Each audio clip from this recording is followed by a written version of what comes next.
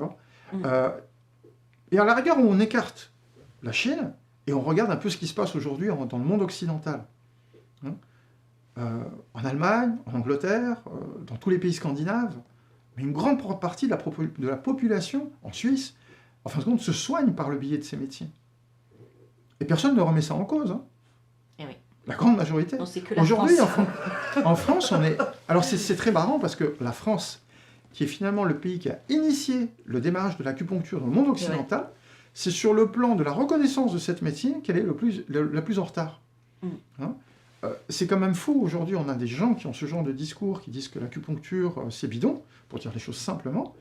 Mais j'ai envie de leur dire, mais vous prenez vraiment tous nos voisins pour une bande d'idiots.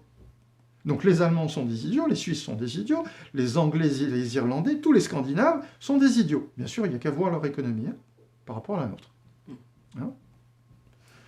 Et tout simplement leur culture, enfin bon, il faut arrêter à un moment donné de dire des inepties, tout simplement. D'accord.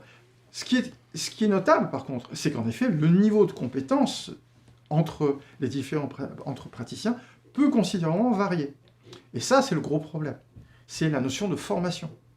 Hein. Il est important que la formation soit bien faite, donc il y ait, je dirais déjà un nombre d'heures suffisant. Hein. On ne forme pas quelqu'un en 2-3 week-ends, ça c'est pas possible. Hein. Donc il faut un minimum d'heures, mais après, c'est d'où vient l'enseignement. Moi, je veux dire, l'enseignement sur lequel je me base, c'est 3 lignées de maîtres chinois qui ont une histoire familiale de 500 à 600 ans d'ancienneté. Donc vous imaginez un peu la transmission et l'expérience qui a été transmise. En plus de ça, ce n'était pas une quelconque famille, c'était 2 grands maîtres de Hong Kong, et en Chine, vous ne mettiez pas maître juste comme ça. Hein. On vous reconnaissait maître. D'accord.